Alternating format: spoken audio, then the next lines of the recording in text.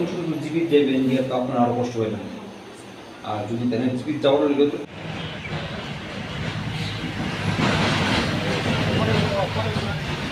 বাকি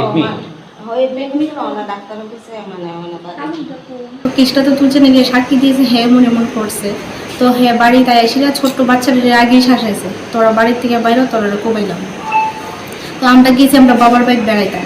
তো আমরা গেছি পরে হ্যাঁ তখনও হইতেছে এই বাড়ি হ্যাঁ, এই জায়গা হ্যাঁ, সব জায়গা সম্পত্তি হ্যাঁ। তো আমরা গেছি হেন, আমরা হ্যাঁ জায়গাতে গেছি, হ্যাঁ বাড়িতে সব হ্যাঁ কাগজ টাগজ আছে সব, আমরা কোনো কিছুই না, আমরা এই ইয়েতে থাকছি না, আমরা বাংলাদেশ থেকে।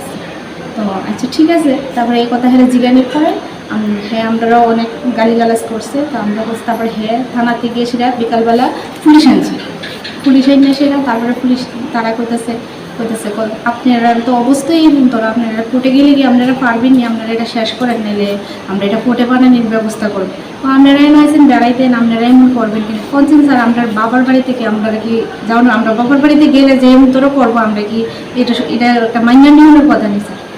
তারপরে হ্যাঁ কইতেছে কোর্টে গেলে তোমরা এটা শেষ করো, নাহলে কোর্টে পাঠাবো। তো আমরা বলতেছি আমরা এটা এমনি শেষ করতাম কি, আমরা এটা কি শেষ করানোর জিনিস না। তারপরে আমরা সবাই রেডি করতেছি, চলো আমরা জামুগা কইসে তাই বলছি আমরা হাইটে আইতেছি স্কুলের সামনে জঙ্গল থেকে হঠাৎ করে বাইরে এসে আমরা উপরে আক্রমণ শুরু করছি।